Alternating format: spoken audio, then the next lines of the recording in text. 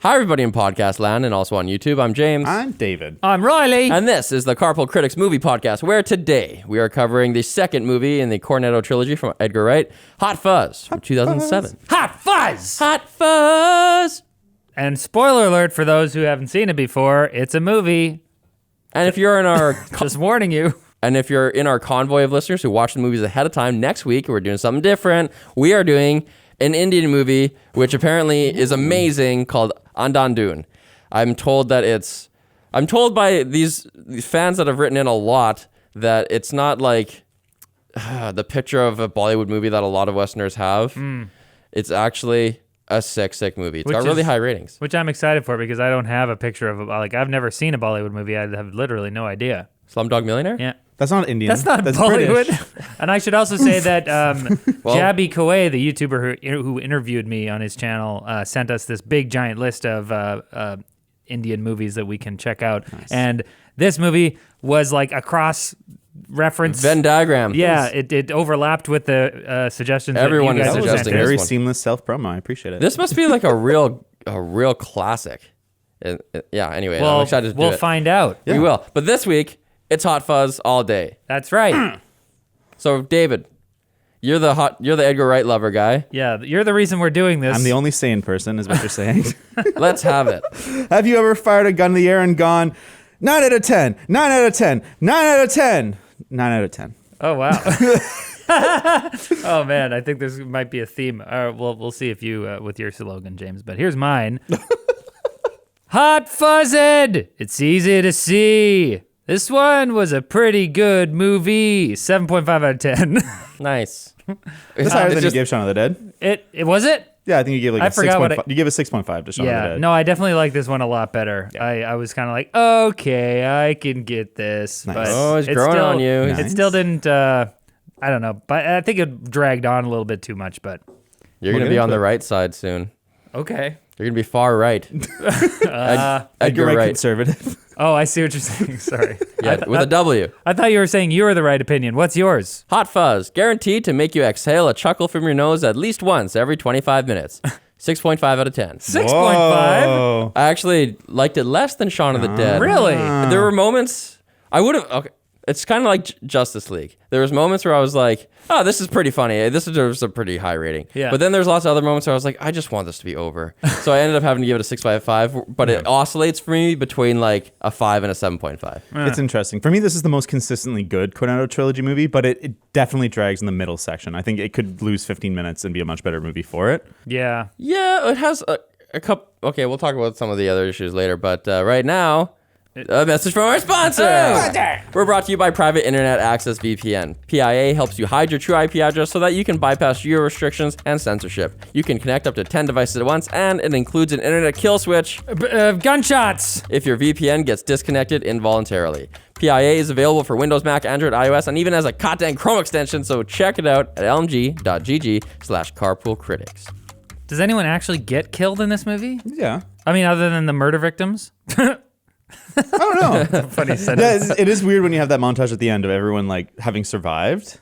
It's like kind of unnecessary. Yeah, I think that's part of why. I mean, we can get to the ending later, but that's one of the reasons why I didn't love how it takes so long to kind of get there, because I'm like, it feels like there's no stakes because everyone is being taken down in non-lethal ways. Well, and if they hadn't shown you, then you could just assume that some of them died, and Yeah. it would have felt more dramatic. But I'm gonna start. Not with the negative as I usually do. I'm going to start with the positive. This movie starts off in one of it brings me into the situation. Mm-hmm. Like, I think it's a very, very Edgar Wright intro. There's a lot of like whooshes and crazy transitions. He's got this voiceover over it with this hardcore music, and it's very flashy. And unlike other Edgar Wright movies that I've seen, I was totally brought in by this one. I was like, into That's like that super cut with the voiceover where he's like, he graduated. Double A or whatever. So they it's sort of like Britain. a parody. I mean, it really sets the tone that this is a parody of these like badass cop super movies. cop movies. Yeah. And so I think that I appreciated that right off the bat because I was like, oh, okay, I know what this is.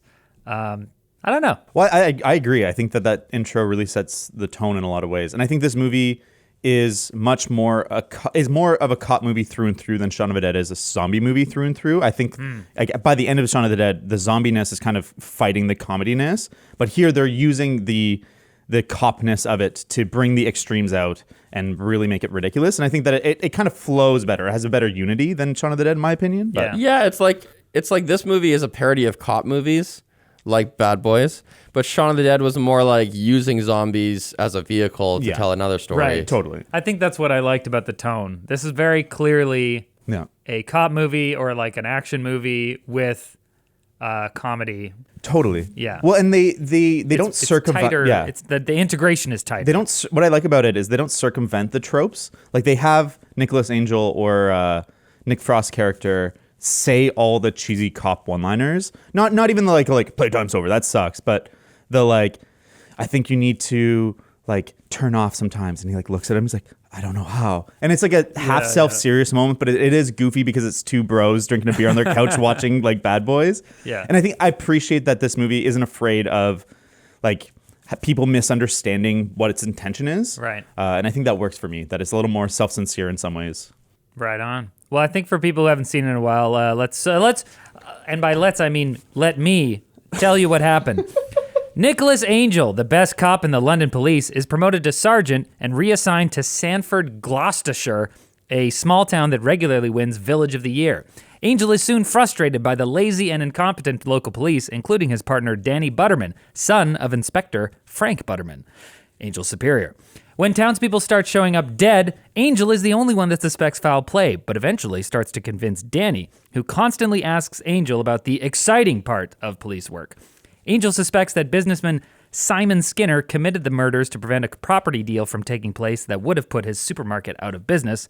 When Angel is attacked in his hotel room by one of Skinner's employees, Angel knocks him out and disrupts a secret Neighborhood Watch Alliance meeting at Sanford Castle.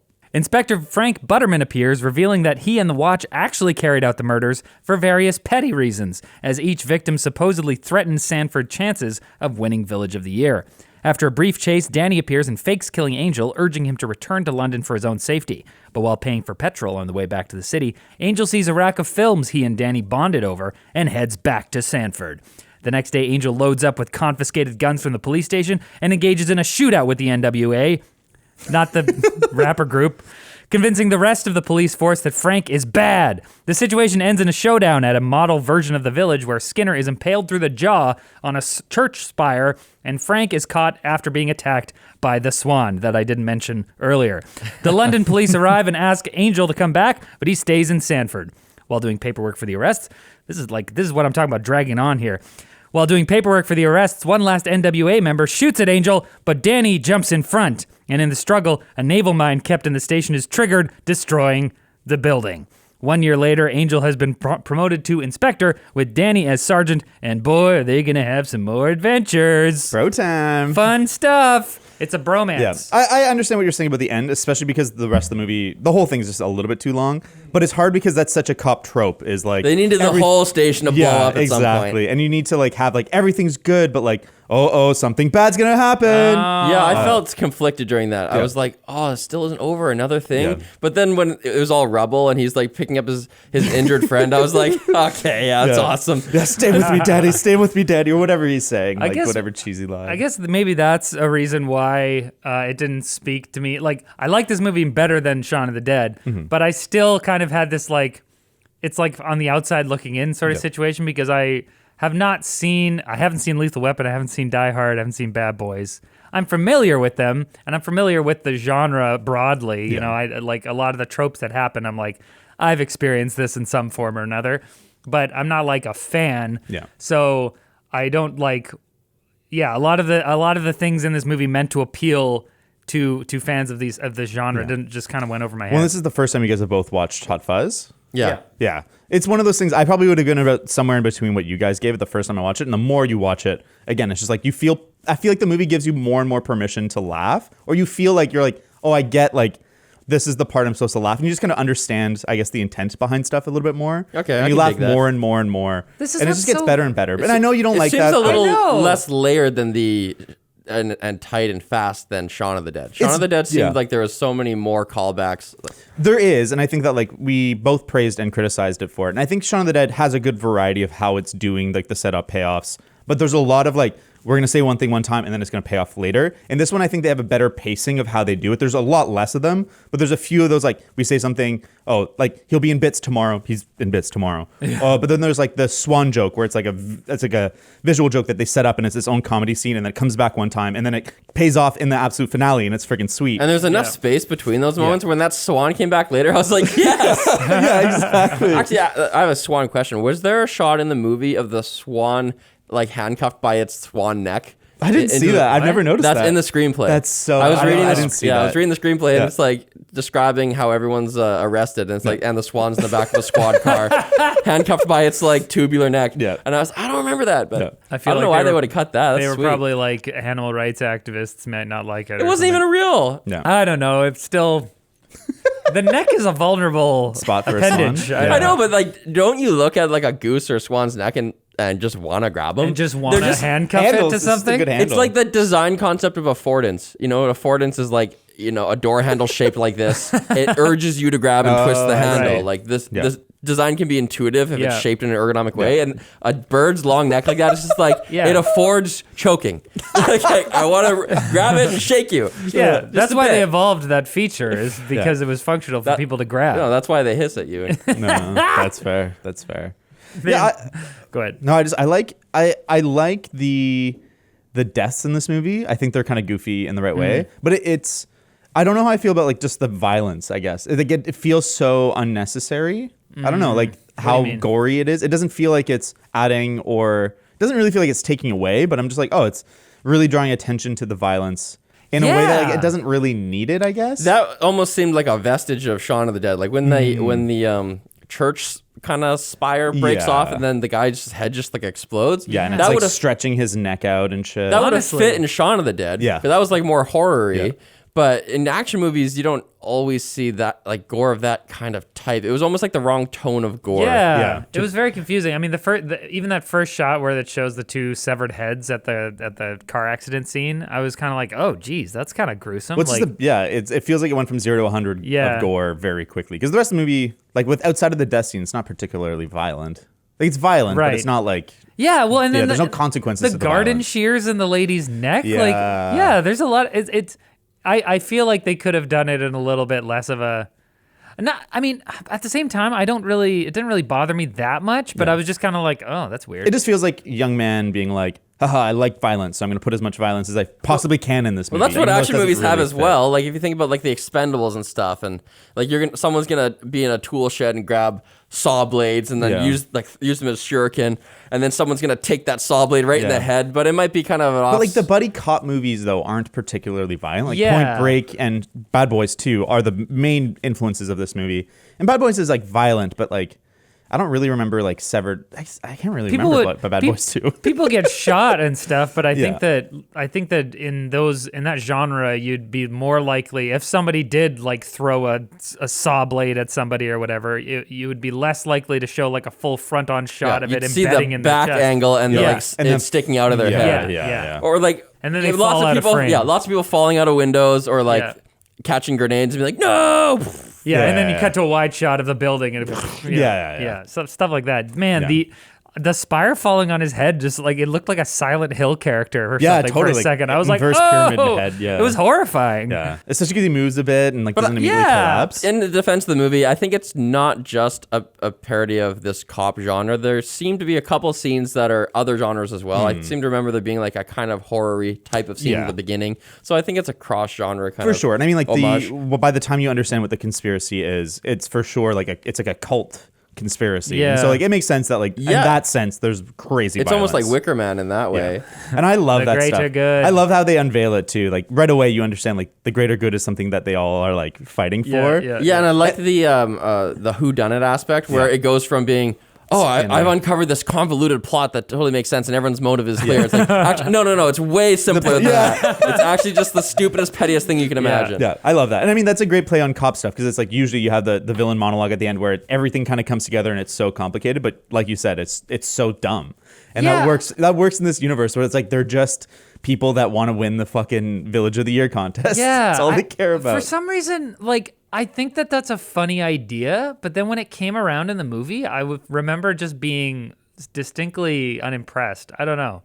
Like because they set up all this stuff and he does all this work to lay out this case and then he gets to the end and they're like, oh no, it's not for any like reason that actually makes sense. It's just because we want to win Village of the Year and these people got in the way. I think though, But hold on, but why doesn't Riley like it? I don't know. You're right. It just I didn't laugh. Like it just wasn't very funny to me. Like it's if you put that down on paper, it seems like a funny concept, and then in the execution, it just didn't get me. I don't know. It's one of those jokes that's like a conceptual joke and not like a punchline, funny haha kind of joke. Like there's comedy that's based on funny situations, and then there's comedy that's based on characters, and I think that, and there's other types of comedy, but I think that those are kind of the two ones, the main ones in my mind. Mm-hmm. And this is more of a situational comedy thing instead of a character based. Yeah, it's the kind of joke, in air quotes joke, that'll be like, it's not quotable, but it might be in your mind when you see other situations in life. Totally. And you might think of that particular aspect of this film in your daily life for years. The scene that is revealed too, it's not supposed to be a funny scene. Like it's like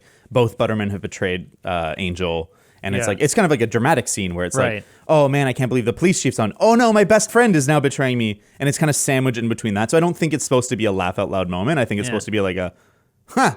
And then you like move on, and like you said, it sticks with you. I think there are definitely parts in that scene during the reveal that I laughed at, and I laughed out loud more times in this movie than I did in Shaun of the Dead. And I think that's partly why I gave it a bigger rating, but a higher rating.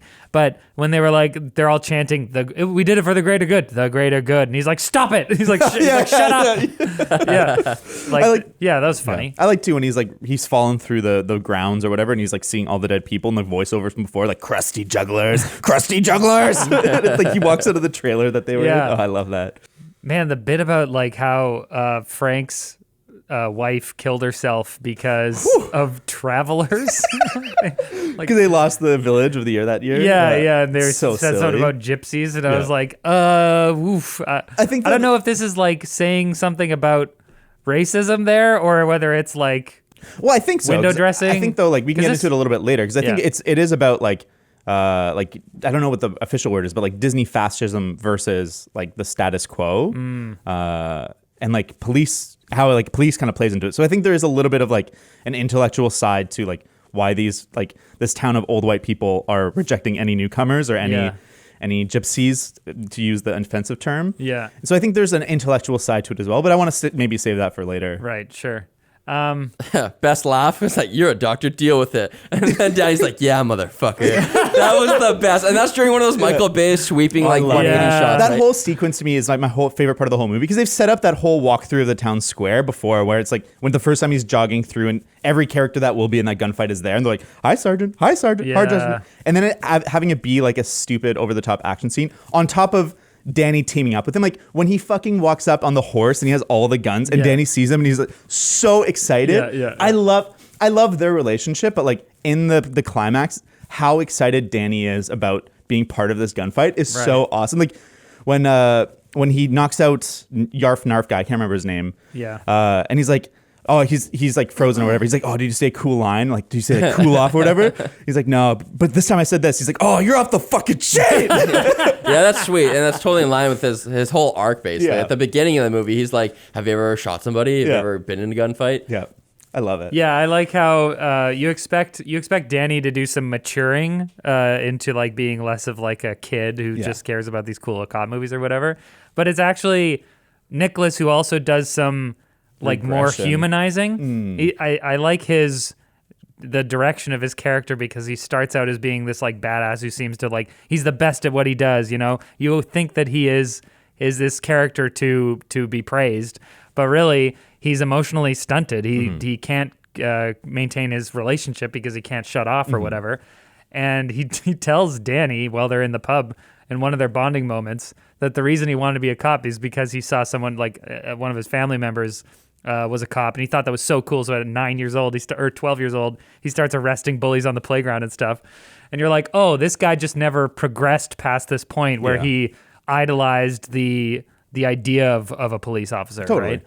And so I love his direction of development of going from this kind of like narrow-minded, rules-based person to embracing a bit more of the complexity of life and embracing some juvenile instincts because they're fun. Well, and I like too because it works into the theme that Butterman is kind of doesn't really grow and like accept reality. It's more that reality descends into chaos, and that aligns with his worldview. But it also that works thematically with the movie about how like they live in an imaginary happy world. Wait, are you talking about Danny?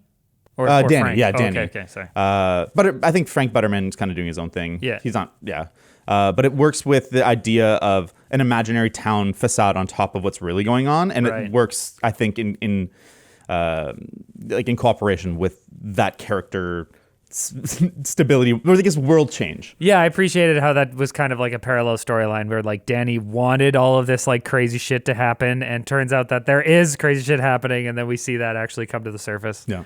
It's I don't cool really idea. think that Angel's character really changed that much, though. He didn't change that much, no. Honestly, and there's actually, this is one of my issues with the movie, is there's some straggler storylines that are kind of proposed in Act 1, but then are never delivered on. So he goes from straight-laced to a little less straight-laced, and we just see that there's just really one scene when they're near the end, right before the building explodes, when he says like a sexist joke to his colleague and they all get to laugh. That was so funny.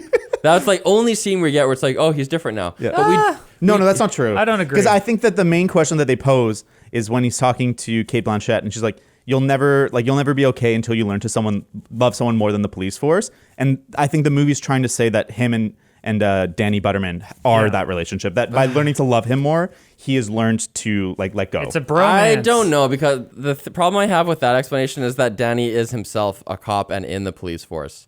It's a bit weak there. Maybe it's just that's the best version of Angel. It's just like I get to love somebody who's also a cop, and like that's fucking awesome for me. I don't have to change beyond my comfort zone, but it doesn't for me satisfy what in Act 1 when his wife or his girlfriend is like, we're breaking up because you can't be a normal person outside of your job. He never changes in that aspect. Yeah. That's I fair. agree with you that that's a weakness. I feel like it would have been hard for them to put in another like love interest for him to, because I don't think he would get back together with his girlfriend. No.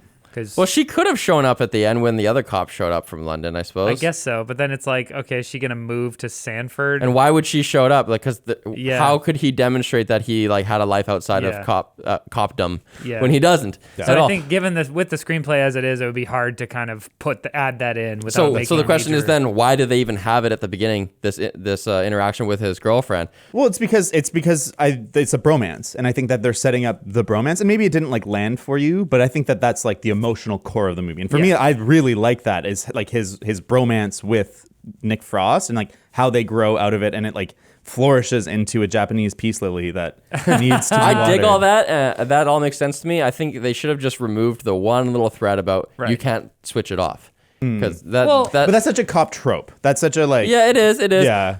I think what really happened is that they wrote that scene where he's at that crime scene and they're all dressed up in their like in their suits. Yeah. And I think that scene was just so awesome. They just like couldn't cut it. That's fair. There's so many good jokes in that There's so scene. many good ones. Yeah, I think Does see what Bob you're- look like someone I'd go out with? Oh. I love when he's like, whatever her name is, Claire. I have to tell you something. He's like, oh, I'm not Claire. She's over there. Like, I actually laughed out loud at that. That's a Hilarious. great visual gag. And in the screenplay, when he's talking to her, you know that when she like takes off her glasses, getting serious. In the screenplay, it said she takes off her glasses, revealing no more what she looks like at all. I think that the switch off line, I feel like something like that is necessary in order to set up that he has growth to do. But I think you're right in identifying that that's like a bit of it, that they didn't really fulfill the specific setup that they set out there. He never where does switch off. There's like an emotional, like maybe romantic part of him that cannot connect because of this, and so that's holding him fair. back. I think you're right. But I think that there are specific times where they show that he has developed. There's the time where they're doing paperwork. He makes the joke to the policewoman or whatever, and everyone laughs. At the end, he does the e-brake like power slide turning so that to like respond to a call. Yeah. I think just the very fact of him going to the police station, loading up on all these guns, and like Not calling riding the into, London police. Yeah, doing this like dramatic thing of like riding back into horse as like a badass action hero, I think is like itself a big marker of his progression. Because he would never have done that at the Why? beginning. He would never would have done that at the beginning. He was Yeah. too by the book. Yeah. And what he did okay. was totally vigilante Oh, justice. okay, sure. Yeah, he hired the kids? enlisted the kids Yeah. to go and like cause trouble. Yeah. That was a good moment. He's like, looks so badass on the horse. He's like, you want to do something good? And they're like, yeah. Yeah, that's all good stuff. I'll concede that. It's just like if you're gonna give a bunch of character flaws at the beginning, you got to address all of them. Yeah. So even if I he agree. was like, let's say he was like eating lunch near the end of the movie, and someone asked him something, and he was like, I'm on "Sorry, lunch." I'm on my lunch break." Yep. Yeah. That would have that would have been enough. You're right. I do agree because he never does turn off. Like that he's on the whole time, and like he wins by being still the best police officer. Or I even would have accepted if someone was like, "You still can't turn it off," and he's just like, "And I never will." Like he just No, accepts yeah, that part of him. yeah. That would have been fine too. It's true because they set it up. They like do like the midpoint joke of it, but they never do kind of like the third part of Right. that. It may that have just been story. cut. That's possible. I do love the midpoint so much though. When they look at each other, and they have that really dramatic moment. It is worth it. Yeah, but yeah, it would have been nice to address it finally at like a conclusatory Yeah. type of thing at the end. I think the hardest. I have a Conclusatory. list. I know it wasn't a word when I said it. Conclusive, cathartic.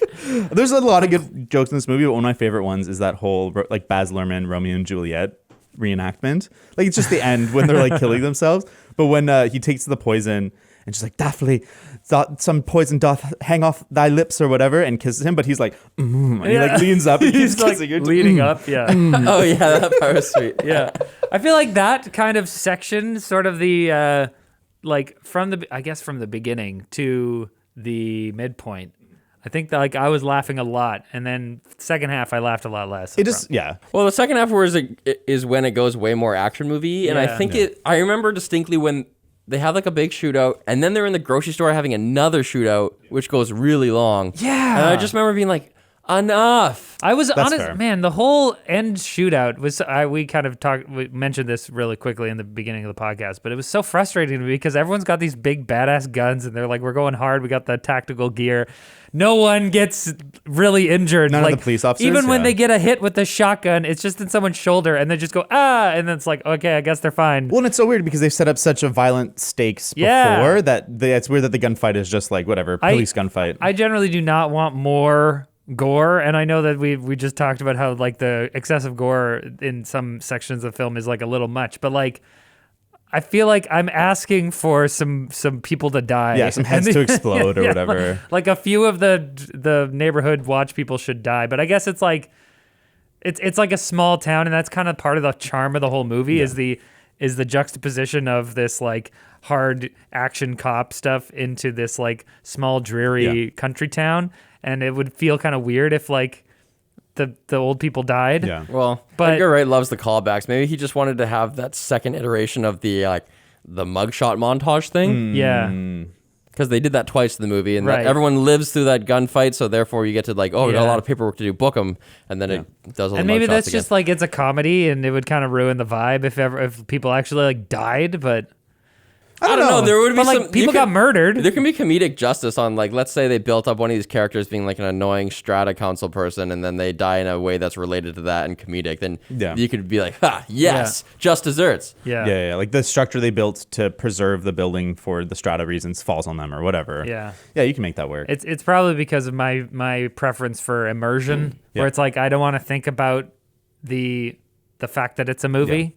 So if you remind me that you're only doing something in the movie because it's a movie, like I can understand that they're doing these specific things, like them, like they set it up where like, have you ever jumped and fired your guns and made it? Have you jumped sideways and done the firing two guns? guns, And he's like, no, and then they do that, and it's like a cool slow motion shot, and you're like, all right, this is clearly happened because it's a movie. But in terms of like me understanding that they're not killing anybody because they're going for a certain vibe, I'm just like, You know what would have Feels like a satisfied kid's you movie. if they had like an army of henchmen? Like if there was like a building of seniors or something that were expendable, that were on the side of the NWA that they could have just like popped them all off. Neighbors with attitude. just murder the town's population of, of senior citizens. Wow. Jeez. Yeah, I want to give a bit of pushback on the ending going too long because I think I agree overall, especially with the second part, it goes on too long. But I think that first part is perfect. I think like through the town square, it's awesome. It pays off well. Yeah. There's good climactic moments. The jokes are there. And I think there are really good moments in the grocery store scene. Like we already talked about, like off the chain part. Even like the dumb character having his moment of like, I'm going to be a leader right now. I think that's like a good emotional payoff.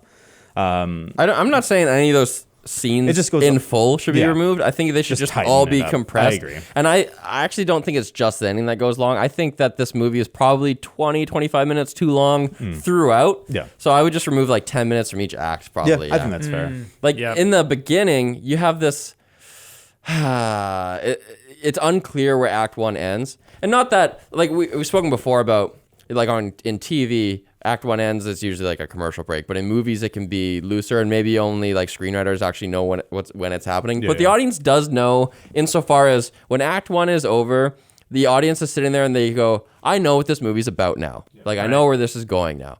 Whereas in this movie, the movie kind of starts with the inciting incident, which is you're getting moved to this other town. Yeah.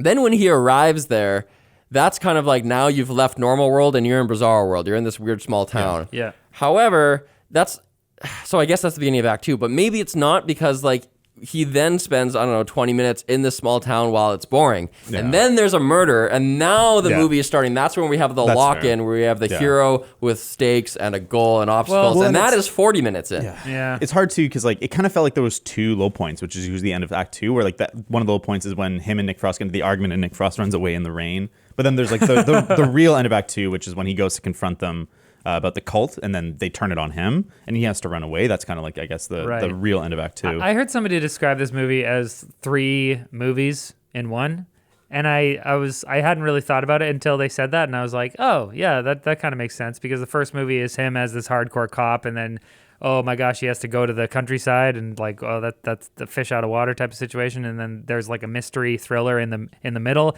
and then there's like an action cop fun part in the end, and those are kind of like 3 very distinct vibes. And so I think that stuff like that, where it's like, okay, he moved to the town, and now we have like another setup as if it's a new movie starting, it bothered me a bit less, because I feel like they really separated things out in that way.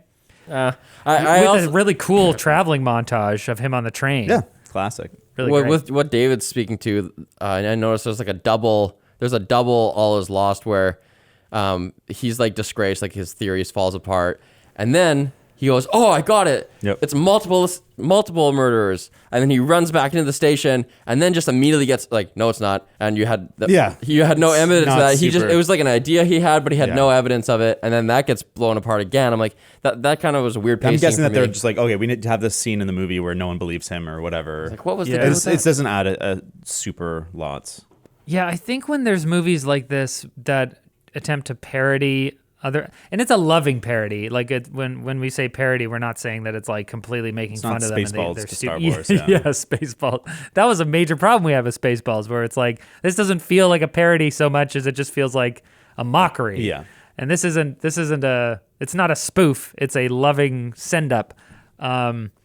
But yeah, so I think that when you have a movie that is like trying this hard to emulate these other ones, I feel like they come up with these situations where things feel a bit contrived. That's totally fair. Yeah. I think, though, one thing that they do well that plays into the over serious tone that kind of circles around a comedy for me is like the sound design. Like a lot of the music's just like stupid, like almost generic cop stuff. Yeah. Like when the first time they think they're setting off the sea mine, and it's like 80s cop TV show soundtrack, and they're running and it doesn't go off. That's good. Or even like the sound design itself, where like the sound effects are so over the top. Like when the Father Butterman shoots the chandelier down, as it's following, it's a lion roar. Like it's like roar. Like it's supposed to be so badass. Or when I can't remember his name, Narfman is smashing the cereal boxes. It's explosions every time he hits. It's like, Oh, really? That's Yeah, so I noticed funny. a few things like yeah. that too. And I didn't think notice that that really at all. goes to make it feel so silly, but in That's the right hilarious. way. Oh man, that's And then, that's of course, hilarious. you've got all the Edgar Wright editing, which in some ways is,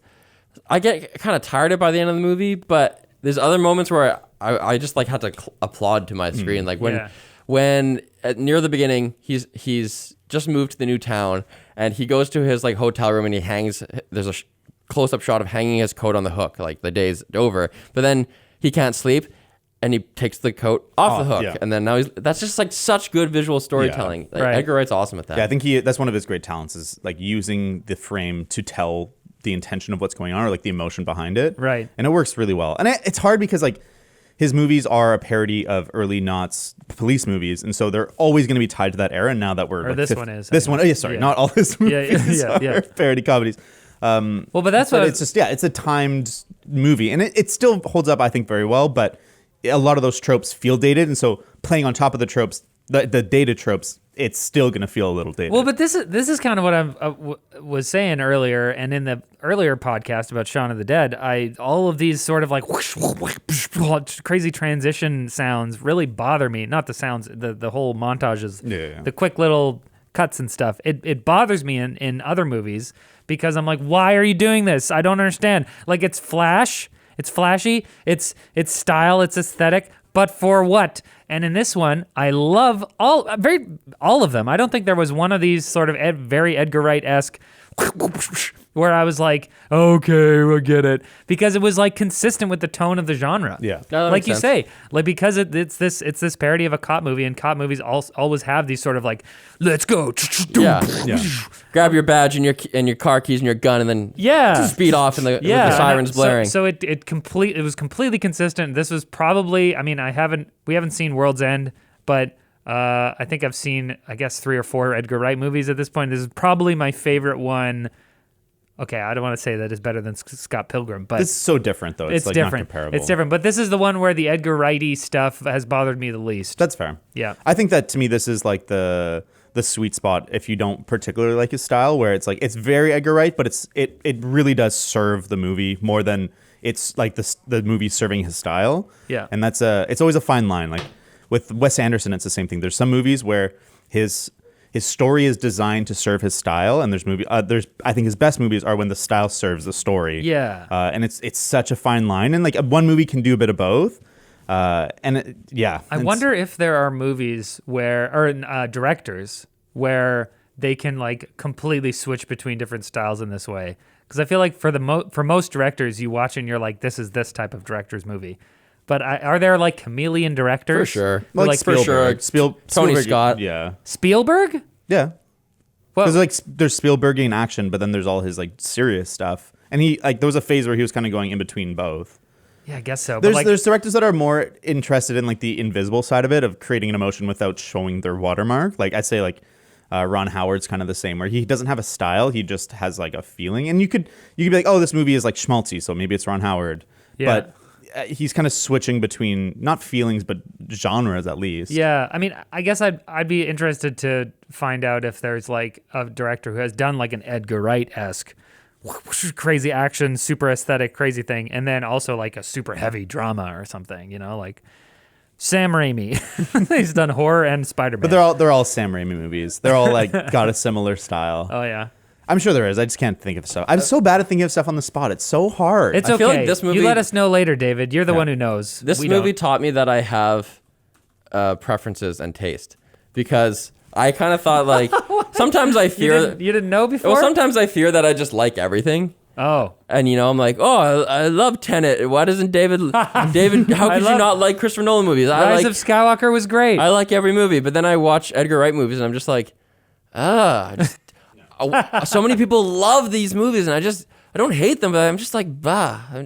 We've talked about this before, but I feel like part of the reason people love Edgar Wright movies seems to be the fact that they watch them again and again and again and again because they're kind of fun the first time. But how do they get to the second watch? After watching because Hot Fuzz once, I was like, I'm done. Well, I think there's a certain type of person who would rewatch it. I don't think I'm ever going to rewatch an Edgar Wright movie by choice. But I think that there are people like David and many other people, clearly because of their popular movies, who rewatch the movie because it was like pretty fun the first time. Yeah. So then you're like, oh, that's a fun one. We'll put it on. And then over the course of watching it again and again and again and again because it's fun, you come to love it because there is a lot of depth in these movies. And that's also one of my criticisms because I don't like rewatching movies. So there is a ton of depth. There's a ton of references. There's a ton of like meta context. Yeah. There's a lot of subtle stuff that you don't notice the first time. And and that rewards you on later watches for that. But I view that as a negative because I want it to be there as a journey the first time. What you guys don't realize is that the third time you watch any Edgar Wright movie, you get sent an email to join the secret society. For the greater good. Yeah, for the greater good. And For the evangelism we still stay in of contact Edgar Wright. and, yeah, discuss these discussion points beforehand. I have some questions and 1 or 2 nitpicks. First question: Why does he always live in temporary housing?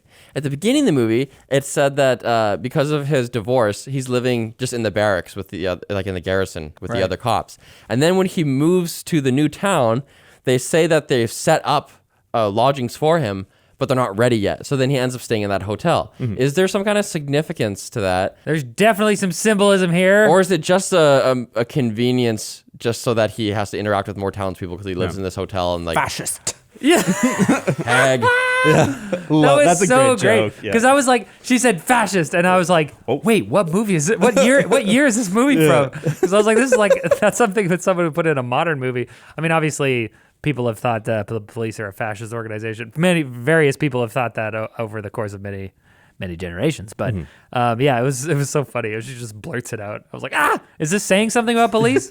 But I liked it more when he said hag back to her. That made me laugh. That made me laugh more than the payoff later when they reenact that when he shoots her. That one I just saw coming. Yeah, that's fair. But when he first blurts out hag, that was awesome. But to stay on the symbolism of his lodgings for a second, I didn't really think about that until you just mentioned that. But now that you say that, I'm like, yeah, that seems like a very specific setup to have this model village. But then he can't live in the model village. He has to go stay at the hotel. And so maybe does it show where he's staying after? It doesn't. Yeah, it does. It shows it's like his little house. He walks out of it. He has a house? Yeah. He walks out of it down the there the you go. path at the end. It's because he's an outsider. Yeah. And then he becomes an insider. Even if it That's is right. just a storytelling convenience, I think it works because like having him have his own little house isn't as tense as having an apartment that once we know these people are kind of against him can access. Yes. Yeah. And I think it is a better way of doing it, even though it is just a storytelling convenience. Yeah. Oh, dang. It's the movie's deeper than I thought. I think it is. Next question. I probably just missed this. What was the significance of the red graffiti that he discovers on the statue or the fountain near the beginning? I've never figured that out. I'm sure he someone references has it later too. He's like, oh yeah, I saw that graffiti on the statue. And it's just the symbol of, it's just like a circle nine or with something? a line on it. Yeah, because I don't know if it's the kids doing it or like, because it seems like it's like a cult symbol, but they wouldn't graffiti their own town. I don't know. Someone probably out there does know. I'm sure there's like maybe a fan it's theory. just like a Blue Velvet kind of allusion to the fact that this perfect looking Stepford Wives village has an underbelly. Yeah. Like have you seen Blue Velvet, that David Lynch movie? Oh, yeah. One of the early shots is like you're looking at this idyllic neighborhood and then the camera just tilts down, or is that called a tilt?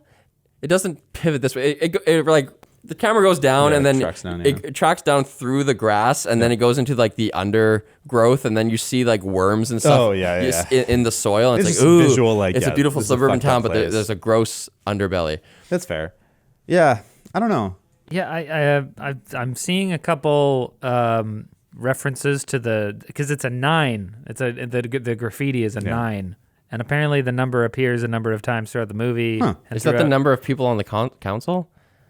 Maybe. It's like the last juggler that survived was like trying to give a warning or something. Maybe, but we also see the placard that has all their names on it. Yeah, but there was more than 9 there. That's literally I think the there was list 12 of the neighborhood watch. because I feel like when you look at all like the cult shots, which I think are great, like that first time at the neighborhood watch, and they have those like really evil looking chairs, like the black like ornate wood chairs. I think that's good like visual storytelling. And then they kind of have a matching shot at the end when they're in their robes at the stone table. I think all that stuff works. Oh, the robes. That reminds me of another nitpick. You think he's chasing that one killer, and then it turns out there's a bunch, lots of them with the robes, right? I was like, why the hell can't he outrun any of these people? Yeah. And then when I was reading the screenplay, I was reminded by in that opening voiceover montage where they describe how badass he is, one of the things they say is he has the record for the 100-meter dash. Yeah. So, okay, now I'm mad because you set up this character as being really fast. Yeah. And now he's not as fast as at least 2 people in this town. And everyone on that council is old. And he can't catch But it's them. because like, they're what the switching hell? off fast enough. And I mean, like, the physics of it might be not perfect, but I think you're thinking a little too hard about it. I know. I don't want to. I don't want to be pedantic, but like, don't set him up as being fast and not able to. No, but I think that's the point though. Is that that's a hint that like for those people, but the first person he chases is just like some crackhead. Well, I love I love that they he's said him just as a guy, fuck but ugly, but he's like just normal looking. he's just chasing a guy and he can't. He can't he's been set up as this like super fast dude. Yeah, who can't catch it. we should have seen him at least catch one person super fast, so then it would have been like cemented that it wasn't just voiceover; it was like a real fact that he was. Just super take fast. that out of the voiceover. Yeah, There's that's fair. They give Yeah. 20 other reasons why he's badass. Another thing that kind of made me feel like things were a bit contrived because it's like he would catch the guy. Yeah, but he's fuck ugly, so the guy's been running from his shame the rest of his life. Wait, who? fuck ugly. Because it was the big guy. Sorry, I thought it was no. No, it's the little guy. It's the guy with the hat on and purple, like the the blue purple jacket. tracksuit. Oh, that guy. Oh, you're talking about him. Sorry. I don't know why thought that you were talking joke kills me the more I watch it, because it's like you don't really see his first time you see him. He has his hat down, and like Nick Frost is just like, yeah, he's just fuck ugly. Like, why is he hiding his face? He's just fuck ugly. But he's like just a normal dude. Like I making like love a slight side face. That like shot made me laugh when he's in the supermarket stuffing his pockets full of Yeah. stuff, and he's like looking around with this dead-eyed stare, and he's like stuffing in his pockets, and then he turns around. I don't know. It's just such a like the shots were just Yeah. great, and his expression, like Totally. the close up on. He doesn't look fuck ugly, but he looks dumb. Well, yeah, because he's playing a dumb but Yeah, the person. One of the funniest shots for me, I'm pretty sure this was in the trailer, is when someone says something mean, and then Danny's like, "Did he mean me or that?" "Oh yeah, you and your monkey." And he's holding he's holding that. "Did you mean me?" Well, I think my favorite stupid joke is when Simon Pegg is coming back to the town and he knocks out the farmer guy that we've seen many times, and he's like, "Ma!" And the mom comes with a shotgun, misses, and he like goes up and does the flying sidekick to her face. Oh, I laughed out loud at that. It's so stupid, but the way they cut it is perfect. Where I got a laugh out of Kicks these. this old lady in the face. That was awesome. That was premise delivery. Yeah. Premise of Yeah. being like crazy super cop in a quaint village. Yeah. Kicking an old lady in the face. That was the best Totally. premise delivery. I love when the librarian is like guns akimbo on the bicycle with the baskets. Like I like that whole scene when they're revealing their guns. Like goes to the trunk, pulls off the blanket. Like that like looks like what your grandparents would have. There's guns under there. The guy who had the big trench coat, like when Yeah. they even talked about him before, it's like what he's got under hiding there. something. Yeah. Pulls out, has a gun. Yeah. But the best one is the lady with the bicycle with the basket unveils it. It's 2 pistols and whatever. They're like perfectly Yeah. like Yeah. there's like cutouts for them in the foam. Like it's perfect. Yeah. That shot. She's just bicycling, shooting. Yeah, see, but like, kills me. I don't know. I see that shot and I'm like, that probably seemed really cool in the screenplay. They're like, wouldn't it be funny if there was this old lady from a small town, dual wielding pistols, riding at this guy? And I'm like, yeah, that is a cool shot. But then what happens? No one hits anything. And then she gets like I don't taken think out by a car door. Cool is the right adjective. I think that it's like silly, and I think it's supposed to be stupid. It's yeah, silly. absurd. It's silly because it's putting this cool idea in this other environment, like someone riding forward. Like let's say this is a badass dude on a motorcycle. Yeah, okay, we're changing that up. It's the same idea. But we're it would just still making be it different. stupid though. Like the way that they shoot it, like just having like the bike straight, and like it doesn't work. You can't just like take your hands off a motorcycle handlebar and be like, "Pow, pow, pow, pow, pow." Yeah, you can. They do it all the time in movies. No, but it's silly. My point being that I think that's one of the things that kind of bothered me. I feel like if he took some of them out in non-lethal ways, like the flying kick to the woman initially, that's super funny. And I feel like if he did more stuff like that, where he maybe creatively used some things from the town that He we'd seen did that. before. He shot the truck so that the kegs fell on the old dude. Yeah. Okay. So maybe more of that instead of just like, hey, we're gonna. Yo, he's not we're gonna- Batman, dude. He doesn't. Well, he can kill people. he's who basically wants. Batman. He is though. He They can kill- basically- he doesn't have the rule of not killing people. He doesn't have any money. Well, if he's Yeah. So what? How is he clearly didn't mean to. If he wanted to kill them, he would have killed them. You know what bugged me? He took He them has out all these non-lethal. guns, and when he's on that horse, he has all these guns in that backpack. I'm like, those zippers were just open to the weight of those rifles. That's fair. Mia was the toothpick. Like I get the visual of having him have a toothpick, but I'm like that doesn't seem very helpful right now. Oh, I like I like Do you that. like it? that. Okay. I like Yeah. that. One of my favorite jokes that like I feel like it passes over the heads of most people is when he saves the little ginger kid at the end, and he's like, "What's your name?" "Aaron Aarons." Just a quick one, hey? Yeah. Wait, And so I don't because get they that. talked about I can't remember what it was before, but it's the detectives earlier. They're like call everyone in the phone book and like get a statement or whatever. And he's like, "Yeah, we'll start with like Aaron Aronson." Yeah. And like they're making a joke, but then I it's missed just that, I yeah, guess. exactly. And there's a ton of those. There's a ton of those. It's so good. You should probably watch it again, and your life will be better. Actually, I laughed when he said Aaron Aronson, but I didn't know it was a callback to anything. I thought he was just a stupid name. It's like, that's enough for me. That was like a more Steve Odekirk kind of thing. I actually want to talk about that final sequence because I think it's brilliant. Because I criticized a couple weeks ago The Departed for having a final confrontation in a place that had no significance. But I think having them fight in the miniature town is actually pretty brilliant because visually, like thematically, they're fighting for the soul of that village. And he even says it. He's like the village doesn't belong to you anymore as he does like the final punch. So like thematically, it makes sense that they're two gigantic forces fighting for a little village. Right. Works. But it's also such a great novel visual of like two kaiju fighting in this tiny little village. Yeah. And like that one shot when the car's flying over and like it kind of just looks like a weird perspective. Like it doesn't look like a miniature town. Yeah. It's all worth it. They should have just introduced that miniature village at some point They earlier do. in the movie. They talk about it. Did they? Yeah, they're like, go to the miniature. They don't show the physical, but they talk about it's it. a really throwaway line. Yeah. I mean, they should have shown it. It's why fair. he has to stay in the hotel because wait, didn't they say that he was gonna stay in the model village? Maybe there's like a house, like a carekeeper, groundskeeper, whatever. Speaking of The Departed, what's up with him ordering a cranberry juice? Yeah, I thought that was funny. That's just a thing, though. That's like a trope of like, oh, I'm the designated driver. Yeah. I can't order a Coke. I can't order a Sprite because those are brands. So Cranberry is like the easy. Okay, because I was trying to Google it and all I got was Departed kept coming up. Yeah, and this movie Departed's came out. after. Oh yeah, this is a year. first. This is a year after. Yeah, that's what I meant to say. So And maybe it is a reference to that. I don't know. I doubt it's it. possible, but I think it's just like that's a thing. Yeah. That cranberry juice is like the most boring of things to get at a bar. Before we get too hard into like just fun or hit picks and nitpicks, Timothy Dalton. Love him. Like the guy who played Bond plays Simon Skinner, the supermarket guy, and he plays the evil guy so Perfect. Caricature, like so cheesy. He played throughout the whole James and Bond. Yeah, he's Yeah. in for two of them. I didn't know that. He until- looks so evil though. I looked it up after and someone's He's like, so "Yeah, it's handsome when Timothy he's Dalton." in it. I'm like, "Oh yeah, that's why it looks familiar." Because I was like, "What is this guy from?" His Living mustache is Daylights. just perfect. Like, Yeah. His little smile. and I love how he plays this character so cheesy. Like the entire movie, you're like, "This is the bad guy. He's the bad guy." Well, for sure. But it's so in your face that it can't be him. Yeah. 100%. That's Yeah. what I like about it is that Yeah. it's so over the top. Like the first thing he says, he's like, what is he? He's like, I'm a slasher. Yeah. I'm a slasher. Slasher of prices. Yeah, that was hilarious. I loved that. Yeah. Yeah, it was so funny. Even so you expect it to be someone else because like it can't be that obvious, so but then there obvious. is a twist, and the twist is like It is. It's all of them. that he It's the did it, whole but he thing. didn't do it for the whole convoluted Yeah, reason that we yeah. found. Yeah, it was great. It's like a Scooby-Doo, Scooby-Don't, you know? Yeah. Whoa, If like dude. the whole Scooby Gang was the monster. Dude, I just love all those bits when he like goes to the lady who played Juliet, and he's like, "If we smash open that head, all the information that'll come streaming out." All that shit. You're just like, "Whoa, God, what the fuck, So dude?" silly. Or even like the final when Simon Pegg goes to with the police force to the store to arrest him, and does like the full like Sherlock Holmes moment of being like, "Hey, this," and he's like, I would need some conclusive proof like this, and like lifts the leg, nothing, lifts the other leg. Yeah, That's just that like, was I Starting love to get it. embarrassing. super cheese.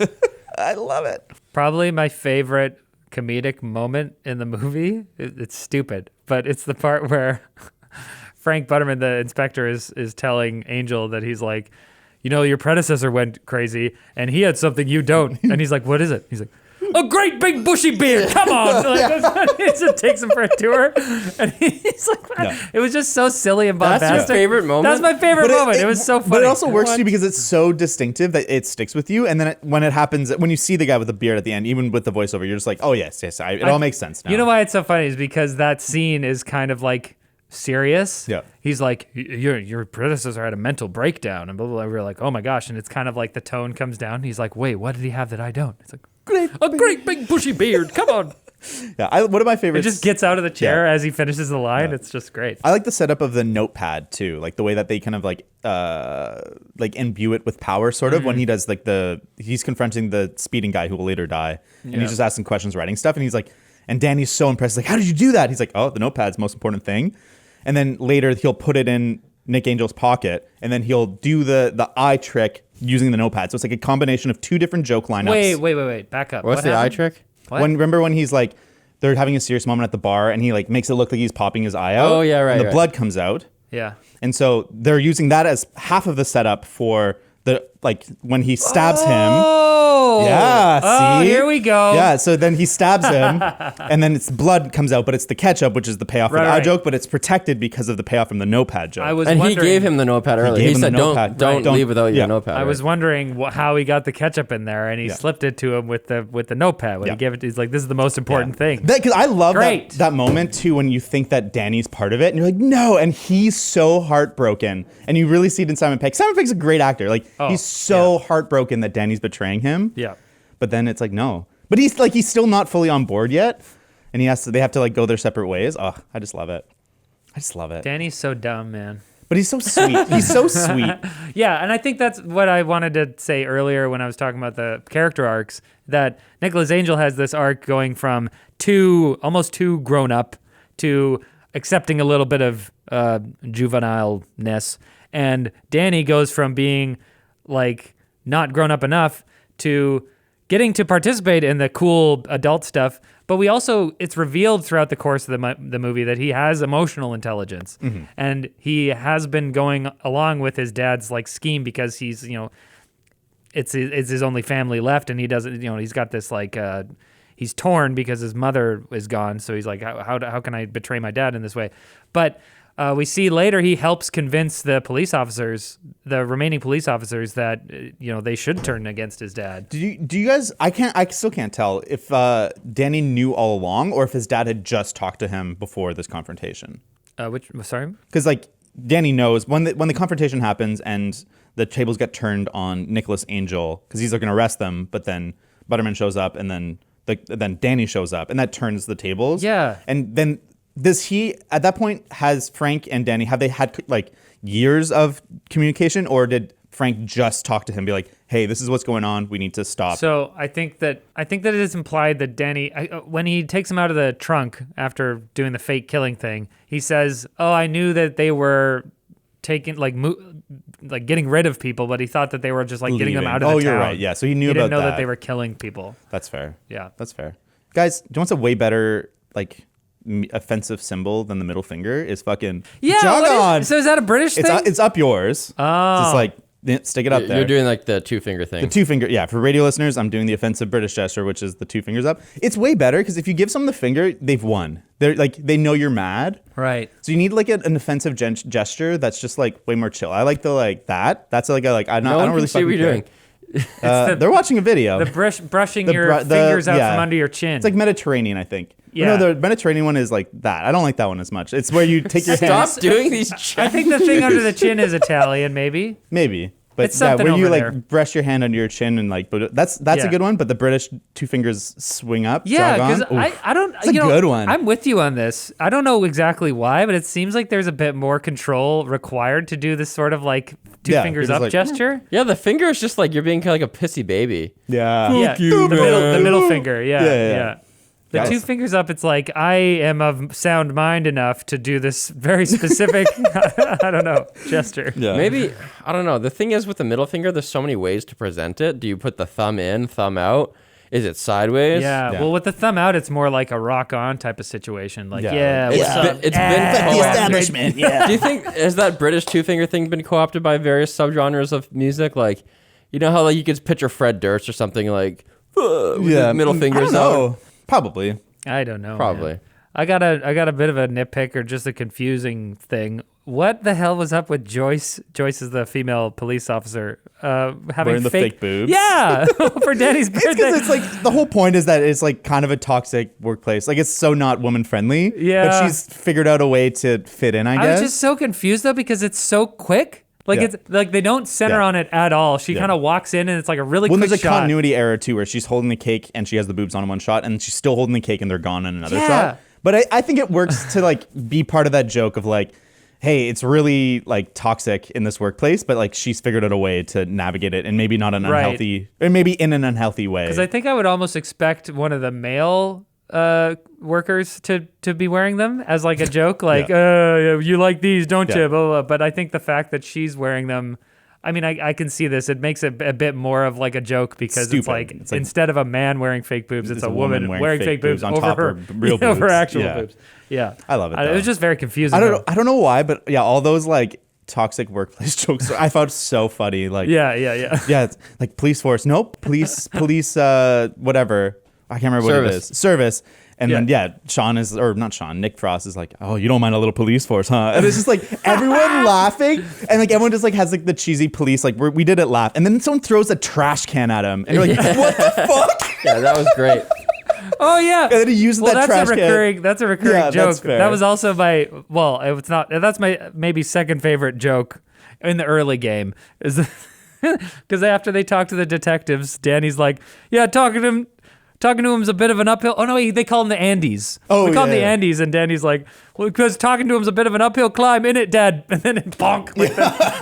Fuck off. Yeah, I love those characters. I think one of the things I really like about this movie we haven't talked about is like the rest of the police force, and like most of them are just caricatures and jokes. Yeah. like the one that can't really like that only mumbles or whatever.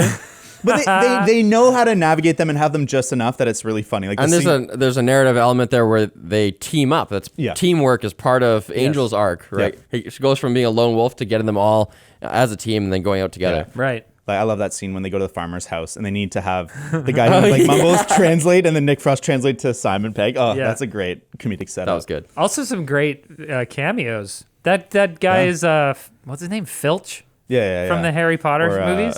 Walt Water. I can't remember from Game of Thrones. Oh yeah. The guy who marries his own daughters. And Stephen Merchant is in Yeah, there for a as second. the Swan owner. Yeah. Yeah. I guess his star was rising still, and so Right. if this movie came out now, he probably would have had a bigger part. Yeah. To go back to the police officers for a second, though, I love how they are caricatures, but they all have sort of developed personalities. It's not just like, oh, there's the dumb guy. Like, there's the one guy who asks Angel what to do at every police crime scene, and by the end, then he's doing the instructions. There's growth there.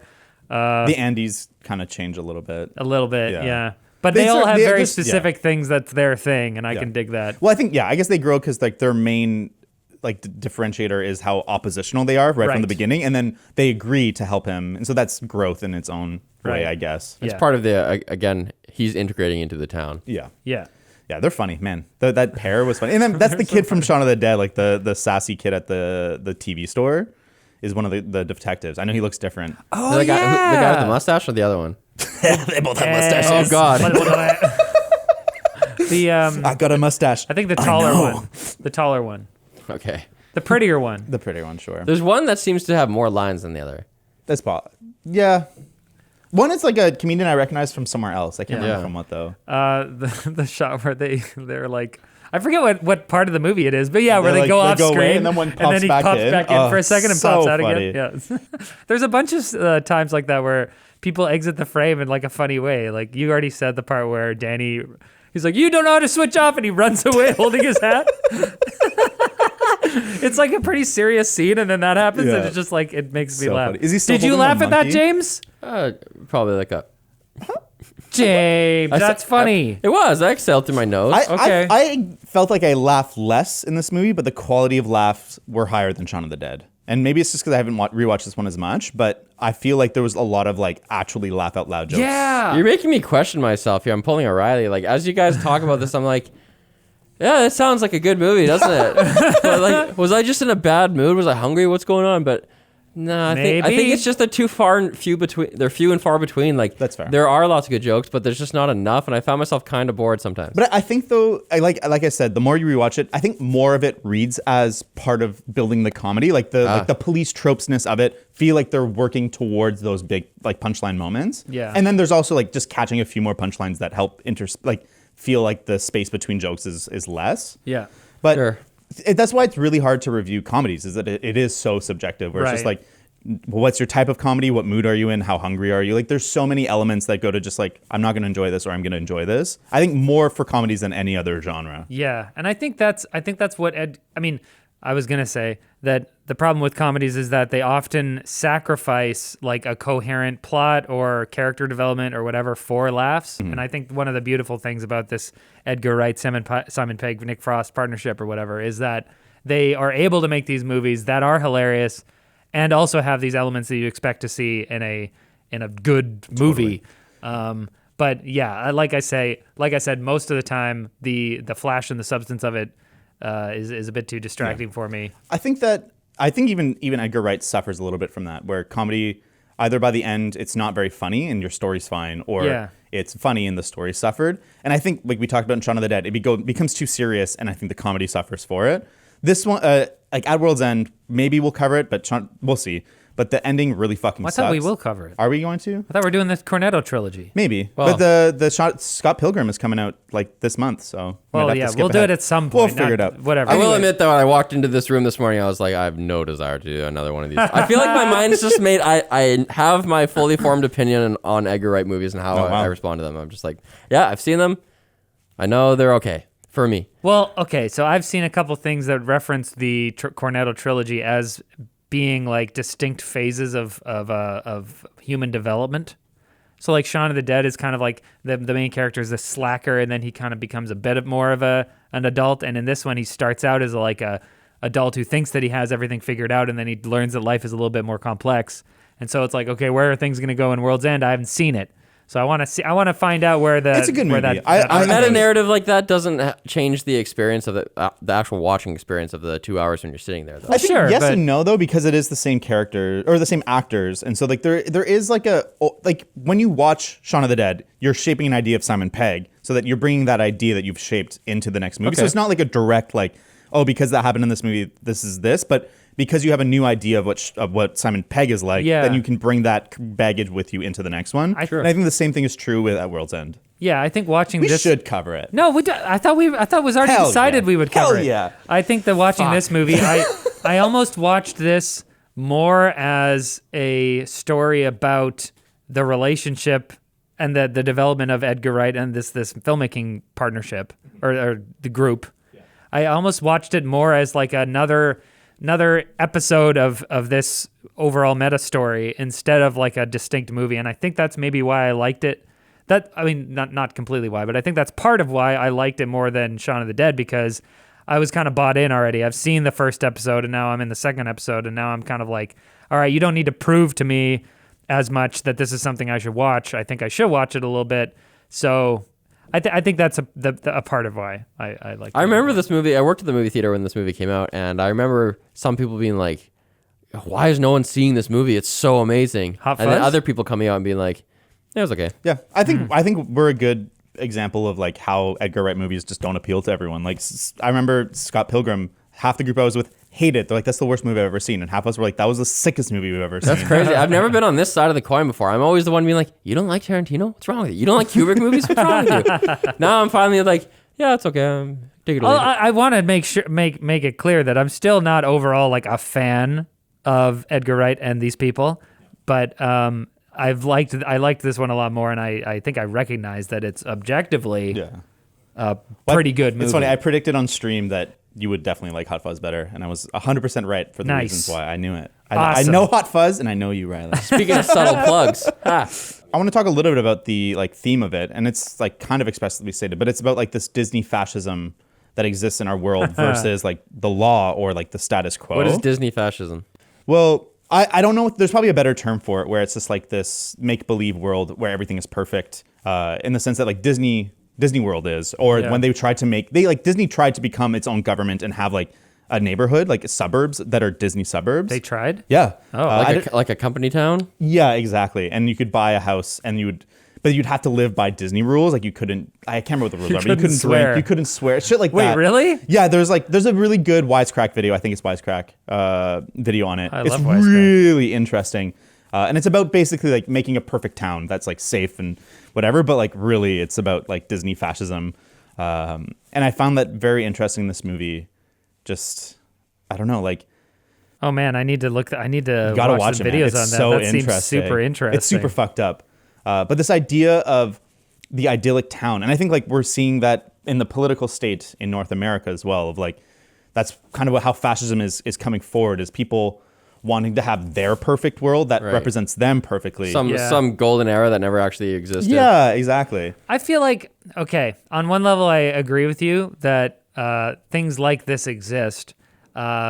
I mean, I don't know how much we want to talk about the term fascism, but obviously I think that it's been overused, diluted to a but point where for if sure. we're using it to describe this type of thing, it's like, what is actual, what do we call the Hitler fascism if we're calling this fascism, you know? That's why it's called. I'm trying to find a different term, Yeah. and maybe we can find it. But Disney fascism, Okay. where it's not like we're sending people off to camps or like exterminating Right, people. right. It's we're taking full control of a city to have it be this idyllic version of whatever it can be. But is someone trying to set something up in the real world that conforms to their idea of what is good and right, is that inherently fascistic because it's not accepting like a relativistic point of view where it's like everyone do whatever they want to do? Yeah.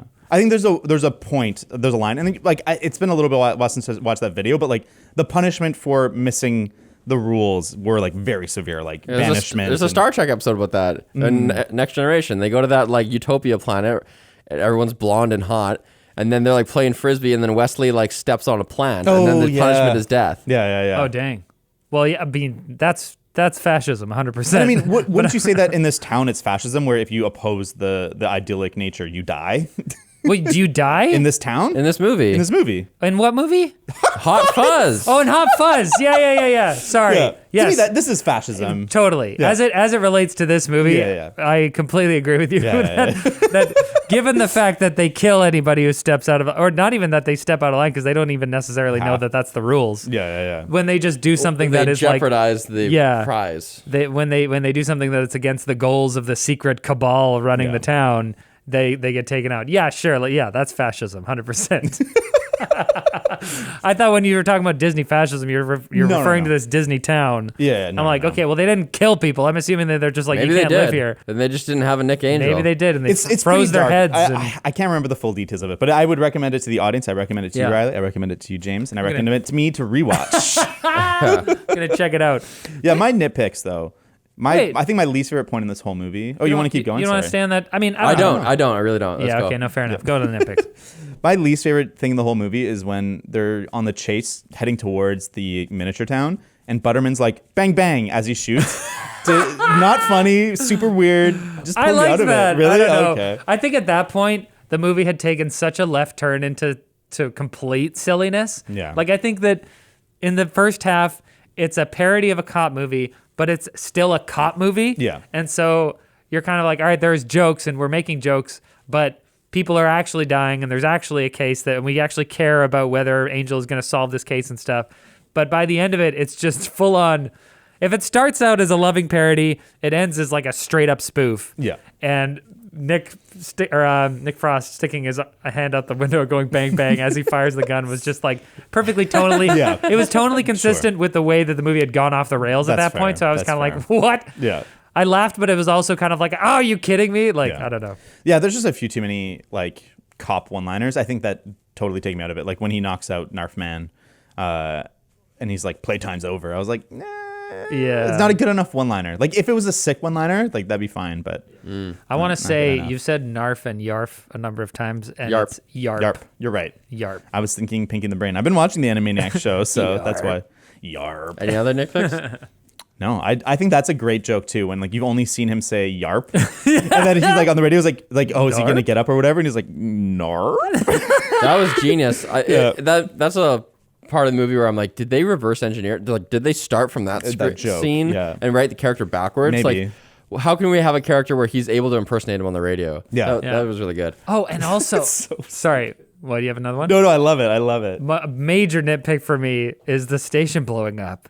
Like, Oh, yeah. I get that they set up that we have this mine in the station. It's like, okay, we have to blow it up. But at it some levels point. the whole building but kills no one. Yeah. When he's like on a pedestal Also, of like rubble. Is there an explanation as to why Danny didn't get killed by that shotgun He shot? was pretty messed up. Like he was bleeding. Yeah. And then he lived through a building explosion. It doesn't matter. It's like a you cop- said a it's a second silly ago, it cop doesn't movie. matter I at was that just point. kind of, yeah. And I guess it had gone off the rails and then it kind of came back to sort of like, all right, we're Yeah. back to the. I think that brought whole the sequence is feeling pretty down. dense with cop tropes. Like I said, the idea of having like the post climax, like moment, but then also the movie fake out where you think a character's dead but they're not actually dead. Like those are all cop tropes, and so it's just like, okay, as many cop tropes as we can in 5 minutes. I guess- and it's not. I don't think it works super well, but I understand why it's there. Yeah, I guess the movie goes from being kind of like I said, being a real cop movie that's funny to being like a very cartoony spoof of a Yeah, cop movie. and I'm sorry I can't get off this, but someone should have grabbed that swan by the neck and swung around and and hits somebody else with it, like a death stroke like that. Yeah. See, that would have been totally consistent with where the movie And ended then he up. puts the swan down, and they like fist pumps its beak, and they're like, "Fuck yeah, he's one of us." That's Like, a little and more then- cartoony, I think, than and the then the movie. And the swan final speaks shot English. when they drive away in the squad car, you've got Angel in the driver's seat, Danny in the passenger, and the swan in the back. Yeah, and It's not a K9, it's like S9. He's wearing a little S9. uniform. He's a member of the He's got a force. little That'd be tie. awesome. Yeah. All love right, it. that's far enough. That's it. Yeah. That's the end. Thanks for watching, guys. And if you like this video, then watch more of them and tweet at us at Carpool Critics and email us hello@carpoolcritics.ca. And next week we are going to be doing Andandun, a sick Indian movie. Well, we hope. If We you're one of the hope. people that wrote in saying we should do indie movies, it's your duty to share this with as many people as you possibly can. Yeah, we're doing this for you. Yeah. And yeah, people like when we do more foreign films, so let's check it out. Yeah. We got to Yeah. learn. Everyone's going to be confused listening to the podcast because you just called this a video. People know we're everywhere. All right. See you later. Love you.